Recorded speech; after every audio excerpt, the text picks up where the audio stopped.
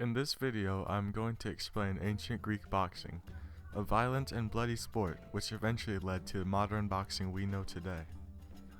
Boxing in Greek antiquity was created in at least the 8th century BC as it was detailed in Homer's Iliad. However, there is evidence that it started as early as the Minoan or the Mycenaean periods. The true origin of ancient Greek boxing is debated, and there are many legends that claim to be the actual root of it.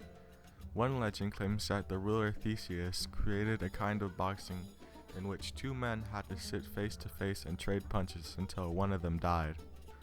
Soon, the boxers became tired of sitting and punching each other to death and started to stand up while fighting. Fighters wore leather straps over their hands and wrists to prevent injury, but otherwise they were completely naked. The wrappings only prevented damage to the boxer's hands, and was very tough, causing increased damage to the opponent's head and body, making the sport very violent and death occurred often. In 688 BC, the Greeks introduced boxing into the Olympic Games. The competitors trained in gyms called the Wikicommons. The Wikicommons were in an area called the Palaestra, which was a part of the city where boxing and wrestling gyms were. The boxers had punching bags called the korikos, which they trained on often. The rules of ancient Greek boxing were very different from now, and they are inferred by historians based on historical references and pictures. Fights did not take place in a ring, making less close-quarter combat and more of a defensive style for the fighters.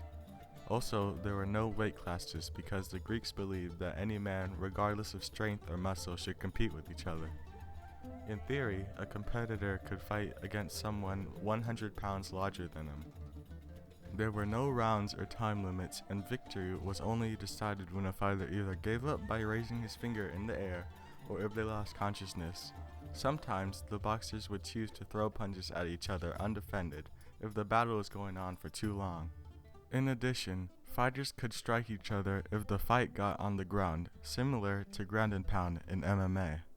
The only things that were not allowed were holding and wrestling, gouging with fingers, strikes to the groin, and strikes with anything other than the hand.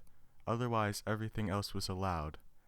Judges would enforce these rules very strictly, often using a whip on the rule breaker. This was a very brief explanation of boxing in Greek antiquity.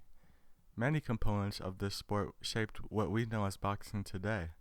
If you liked this video, make sure to like and subscribe.